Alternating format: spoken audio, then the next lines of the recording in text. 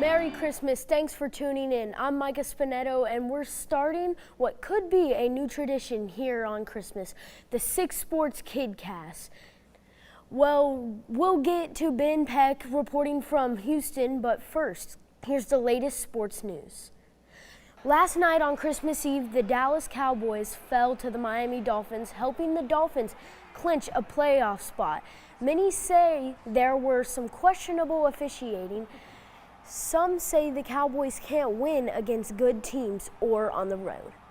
Is that true? The Dolphins won the game on a game-winning field goal by Jason Sanders in the final seconds of the game. Even Santa couldn't deliver us from that crushing blow. What happens next for the Cowboys? Will they be able to finish their season on a good note? They meet the Lions Saturday, December 30th. Now to another Christmas weekend game. It was the Lions versus the Vikings. Here you can see it's 30-24 with less than a minute left in the game. The Vikings quarterback throws an interception to lose the game for his team. Justin Jefferson was clearly not happy, as you'll see in a moment. It was a silent night in Minnesota thanks to that unhappy ending for them. We'll be watching what's next for the Detroit Lions. And finally, in our Six Sports KidCast, let's talk injuries. Kansas City Chiefs running back Isaiah Pacheco suffers a concussion. Pacheco left in the second half of today's 20-14 loss to the Las Vegas Raiders with a concussion and did not return. The Chiefs ruled him out because of the injury. Pacheco scored a touchdown on a 12-yard run during the game, but otherwise had little impact in his return from a previous shoulder injury that kept him out of several games. That's it from the studio. Now let's check in with Ben Peck reporting from Houston. Merry Christmas. Well, Merry Christmas from here in the Lone Star State. We're getting ready for the Texas Bowl in less than 48 hours, but spending Christmas with your teammates, there's still plenty of time to celebrate off the field as well. And this week, Texas A&M and Oklahoma State got to square off in one of the best non-football competitions of the entire bowl season. We're down here in Houston, so what better place for a rodeo? Aggies and Cowboys, you figure both teams would be set up for success at a rodeo bowl, but time to figure out who's all hat, no cattle. A&M interim head coach Elijah Robinson looking on, but Oklahoma State jumped out with an early lead, took down the calf, applied that powder brand before the Aggies. A&M, though, evens it up, first team to herd the cattle into the corner. That's when the Cowboys start to pull away. They go up 3-1.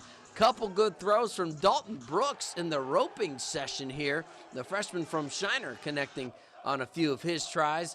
But the Cowboys, well, you can tell they practice this quite a bit. Oklahoma State, the quicker team in the hay bale stacking contest.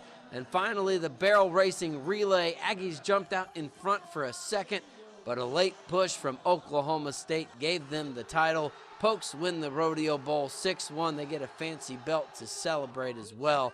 They have the upper hand here early on in Houston. We've been to a lot of bowl games, and this is one of the coolest things at any of the bowl games they do with the teams together. It's really cool, the rodeo act, and both teams, the players, they get into it. It's a lot of fun. Yeah, he said it's always fun to watch those guys go out and compete.